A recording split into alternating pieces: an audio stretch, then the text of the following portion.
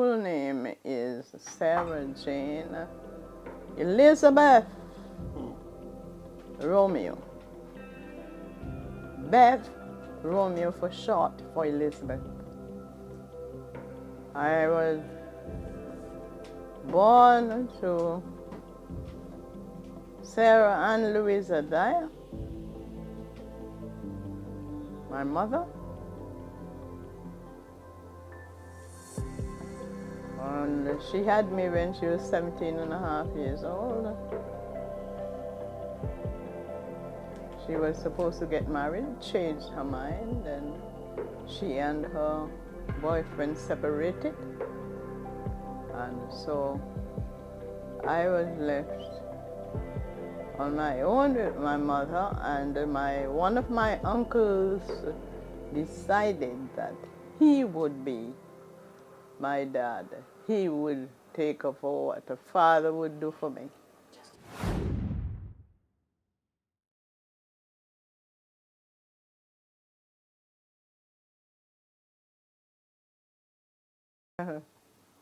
My grandma was 18.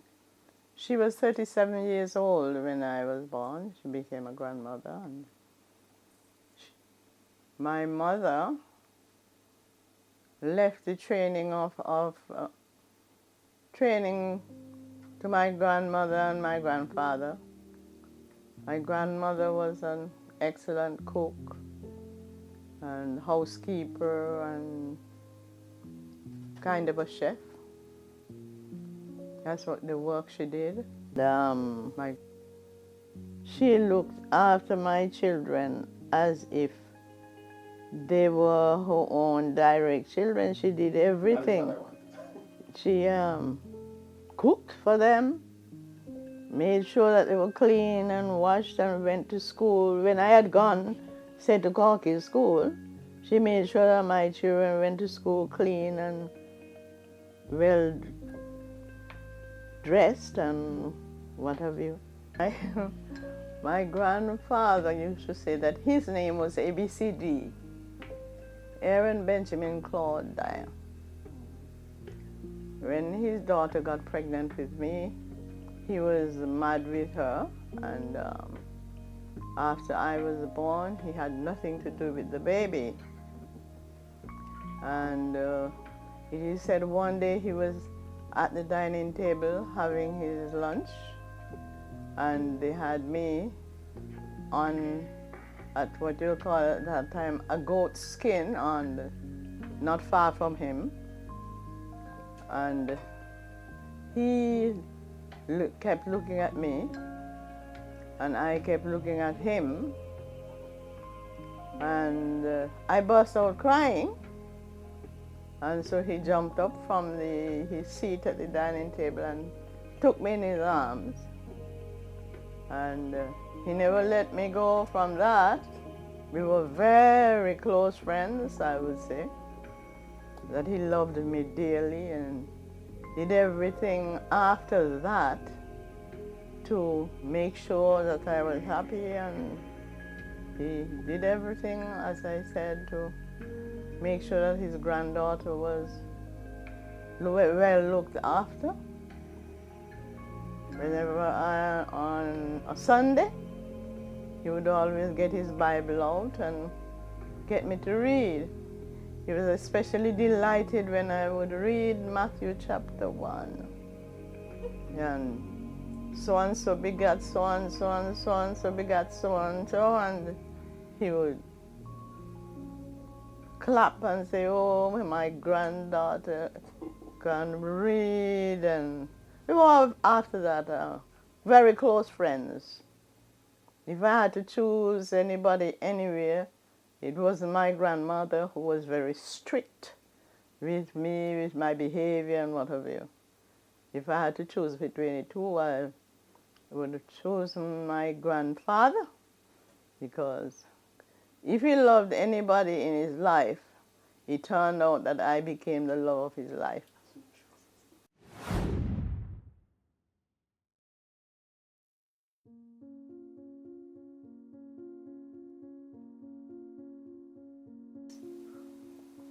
I went through Salem Primary School, a Methodist school, as I said, and became a teacher at the age of 15 years. I was appointed as a teacher in Salem Primary School. I taught for many years in the infant department. Everybody wondered, well, how this young lady is able to teach at the age of 15. And now in looking back, I know that I attended the University of Institute of the Holy Spirit, is the IHS. That's the institute that I graduated from to be a teacher. And I taught in Salem School for many years. Left when people were leaving and going to England, came to England, got married in England. The conditions here for housing were terrible. I went back. My husband sent me back to Montserrat because he was afraid that I would die on him, crying so much all the time. I suppose I wanted to go back to my grandmother and my grandfather. And so I got fed up in England, went back to the Caribbean, went back to Montserrat. And the chief education officer sent a message to tell me he heard that I was there to come in for an interview. And that's how I went back into the teaching profession. He told me he had vacancies in teaching, if I would like to fill any of those. I said yes. But he said to me, "You are pregnant. It seems as if you're pregnant after you have that baby. Will please inform us and we will officially take you back on in the teaching profession." Right? Went back into the teaching profession and I taught at several schools in Montserrat. I taught at many of them twice. I went as a trained teacher. Then I have worked as a head teacher, principal of 7 schools in Montserrat.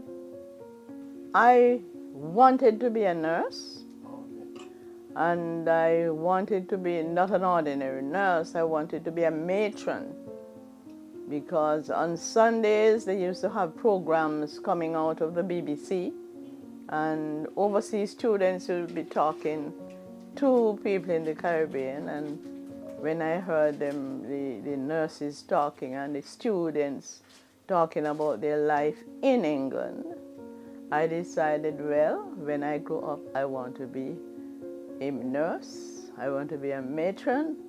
I want to be the one to walk up and down the hospital and see that everything is done right. When I applied for nursing, I was 15 and a half. And the matron, Mrs. Annie B. from the island, he told me I'm too young. They start nurses at 17, and I was 15, so that's how they took me in now into teaching at 15. I didn't get to wait. I had to wait 2 years before I would become a nurse. So at 17 was 2 years away, so I didn't wait. I went into teaching. I was the head teacher of the school said, "Well, we want you to be a teacher." I got taken up with being a teacher and loved doing the job. It just grew into me that I love the children. I love the things that the subjects that I had to teach, and we had to write teachers' exams and all of that. And I just started to enjoy helping a child to learn, helping a child to understand the concept or whatever. I remember being the head teacher at Cork Hill Primary School, and Cork Hill was a good distance from any clinic. Any clinic, the children had to walk down from St. George's Hill and go down to the main hospital in the town. And so many children did not go down to a hospital, to the hospital. They stayed at home or went to pick Sea Island cotton with their parents, and many of them had septic sores and whatever, and I thought, well, what can I do to help these children? And the thought came to me, well, my husband goes to work earlier than I do. He had a car to drive into his work, and I used to drive to Cork Hill. So I left my children with my grandmother to look after, to get them ready for school. And I went to Cork Hill. Oh, think of it now as being a nurse again. I went to Cork Hill School and had in the boot of my car all the things that are necessary then to wash cuts and bandage this and bandage that. And I remember when one boy took off his bandage, he had a cut nearly 12 inches long on his knee because he was chopping wood, and he had it tied up. And when he came to the clinic, my clinic in the schoolyard, I had to take him straight away down to the hospital because the sore was festering. And I remember again keenly one little girl who had what I thought was pus in her ears. And first I should say, the children, because of my grandmother's training, I thought no matter how poor a person was, they could come to school clean. There's soap, there's water, wash and come to school clean. So I used to inspect the school, because in those days people used to have to line up before we go into assembly. Teacher inspect your nails and inspect your teeth and your hair and your collar and what have you. And so I inspected this little girl, and what to say, I sent her home to change her clothes and what have you, and to come back. If I sent anybody home, my late husband would have given me towel and soap to continue with the program. So I sent her home, come back to school. We had a bathroom there in the school. Sent her to the bathroom to have a wash. Then when I came and to inspect her to see if she washed herself well, I saw something like petroleum jelly in her ear. And I said, what's wrong with you, Rose? You said, teacher, I saw my ear stop. I saw my ear stop. And I said, what? Went closer to look. It was pus coming out of her ears. So I had to take off with her down to the hospital. When we took her to the hospital, 2 doctors looked at her and they were arguing what this one said is so, the other one said is the next. And they said, anyway, we're going to take her into the theater right away.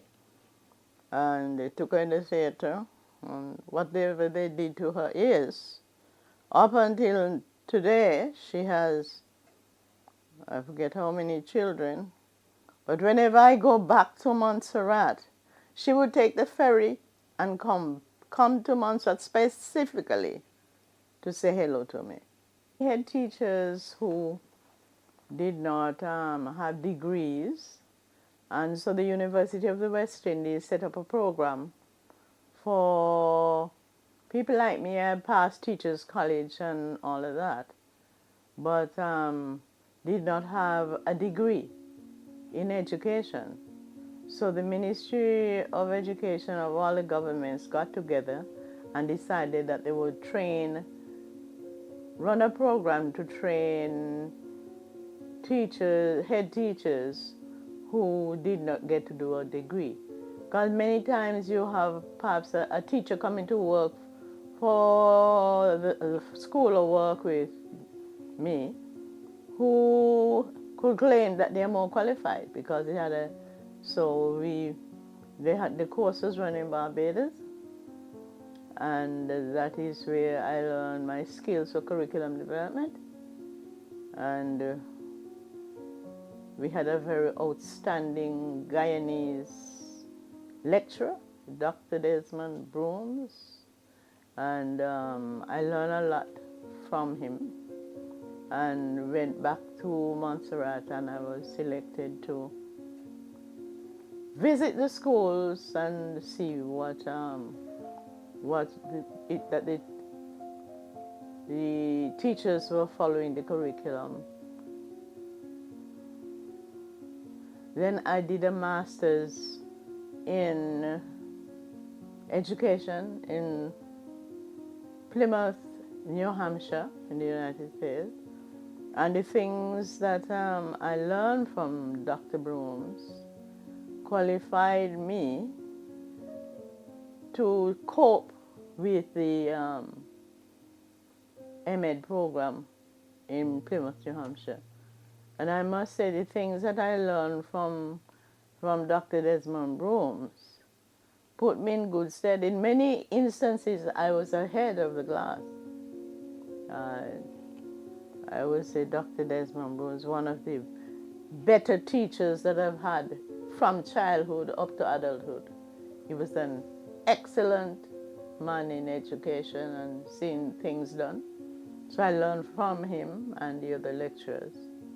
And so I came back to Montserrat and sent to deal with curriculum development.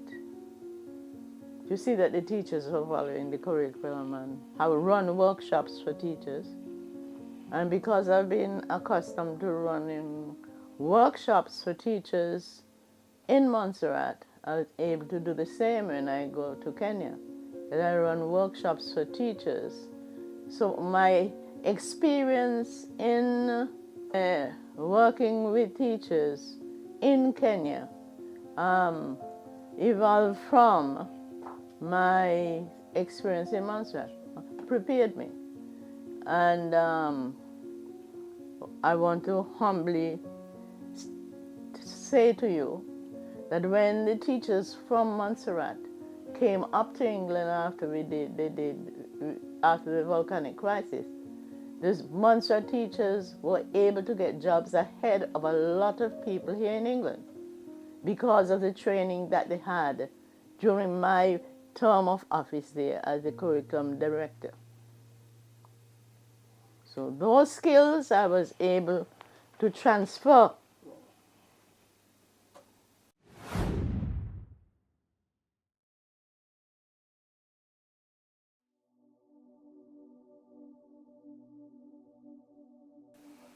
When the volcano erupted at first, I thought that it would cool down after some time.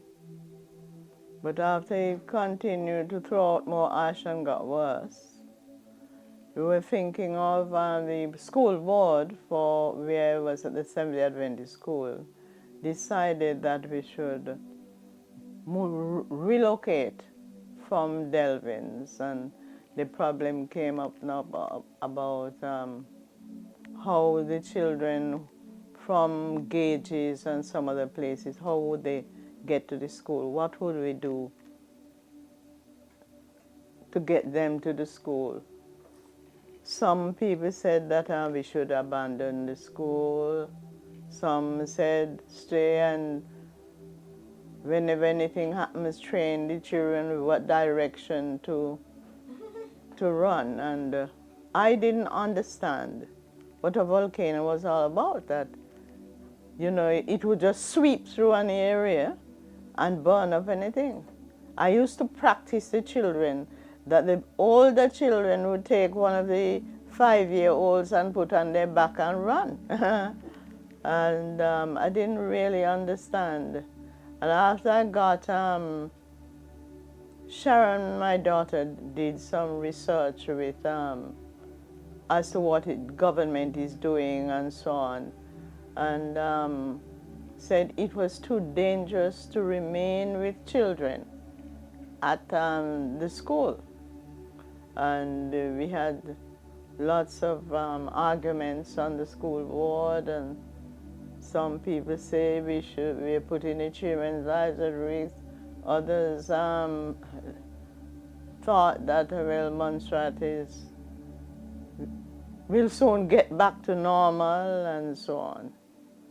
And after there was so much trouble with teachers having to travel and leave their homes, and people had to run up and down to get material to the new place where they found themselves, because they had left all their equipment and things like that at their home.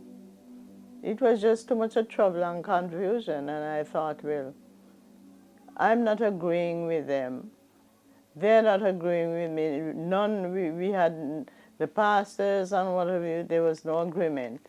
So they decided to close the school. And after the school closed the school, I think really what happened, I started not turning up to school because of the dangers that I envisaged there.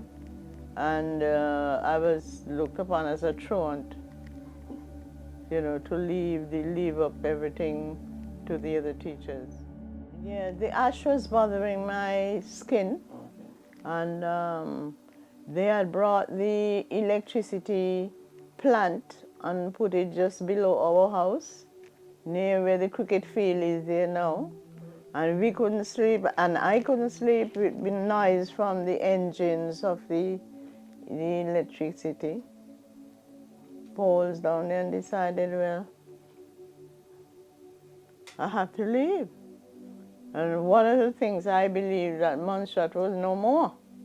I thought that was the end of Montserrat, because we had to charter planes and to get out of Montserrat to go to Antigua, and it was very traumatic. So.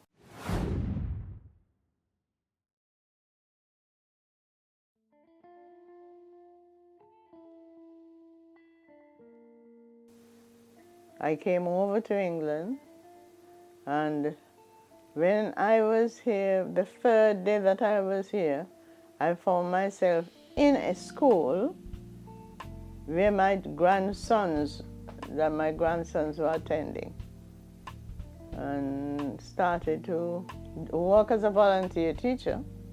I used to do special education, especially to those children who were not learning well in school, and children who had behavior problems. I used to teach those. In essence, I was a supply teacher on staff.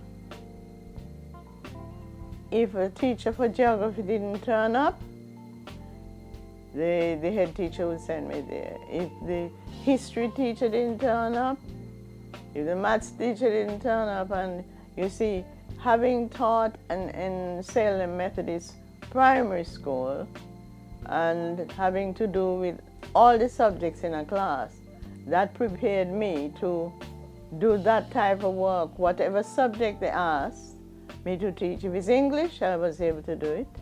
If it's mathematics, I was able to do it. They could send me to any class at all, except the classes of science, because we didn't have any science program in our primary schools and even secondary schools in Montserrat. So that I got into teaching. Then I heard about the problems of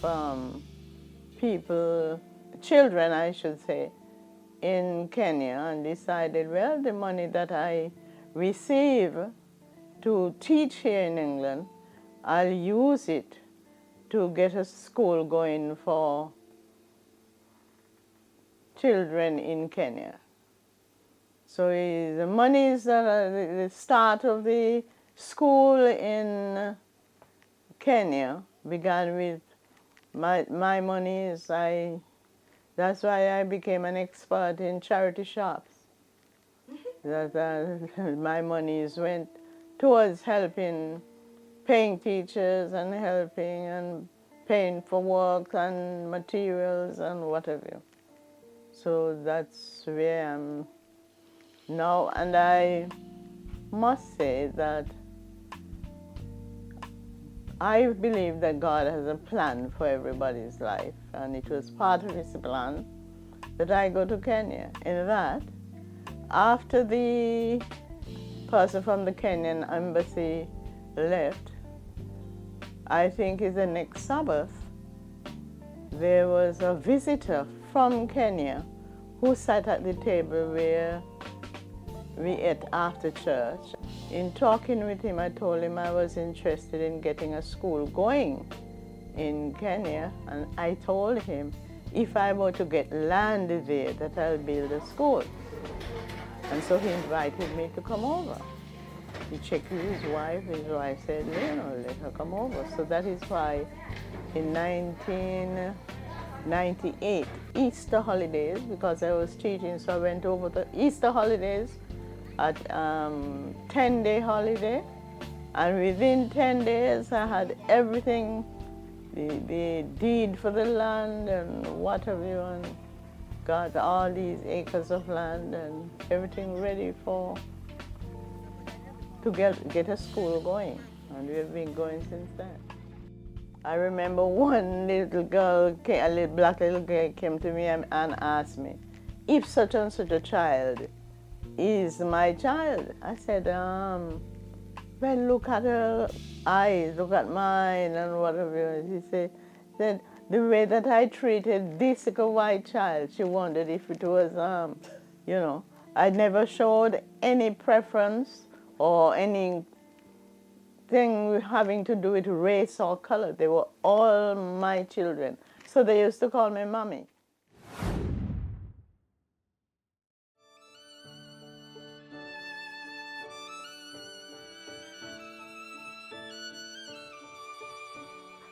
Mr. Romeo was somebody who, a very principled person, very generous and kind. I think that, he loved his children, all of them. I think sometimes, perhaps I'll tell you a secret, I think that the only person that loved me more than Mr. Romeo is God. He was very honest, both in word and deed.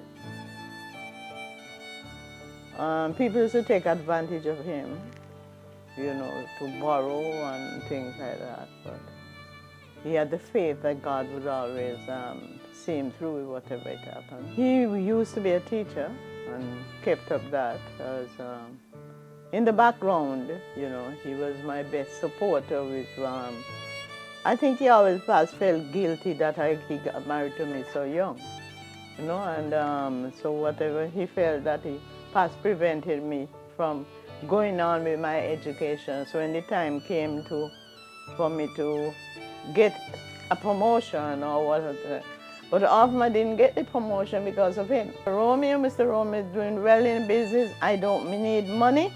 So if I work, I shouldn't get paid. Or if they paid me, I got far less than what I should get.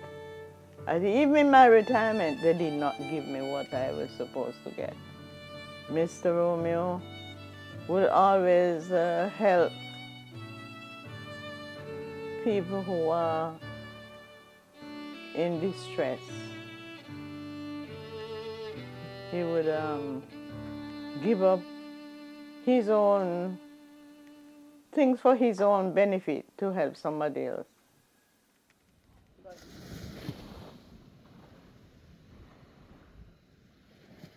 Happy birthday to you, a happy Birthday to you. May you feel Jesus near every day of the year. A happy birthday to you, a happy birthday to you. The best that you ever had. Thank you all very much. Joyeux anniversaire, joyeux anniversaire, joyeux anniversaire, Elisabeth. Joyeux anniversaire. Cumpleaños feliz. Cumpleaños feliz. Cumpleaños, cumpleaños. Cumpleaños feliz. Tell us how old are you? Tell us how old are you? Tell us how old, tell us how old. Tell us how young are you? I am older than you. Okay. I am older than you. So you still hiding? So what are you doing on your birthday today? Well, I'm presently having breakfast, call it breakfast, Okay. break lunch with my children, my 5 children here. All right. Yes, Well, so, thank God for that. yes. I couldn't miss this. For her birthday, and it's something she was quoting before anyway. It says the days of our lives are 70 years, and if by reason of strength, they are 80 years. She's gone beyond reason of strength to 90. Because of the Dorcas, for those who know the Bible, and for them in their culture. So when they meet her on the road, they'll call her Asia. But although that professional side of Mummy's life is a key to who she is, she'll be a teacher till she dies. I am a retired teacher. She is a teacher. You know the difference? So even now she goes to Kenya, she sees this little boy, she checks whether he can write it. You can't write your name yourself. She sits down. Within half an hour he can write his name and whatever else. So it's just there. But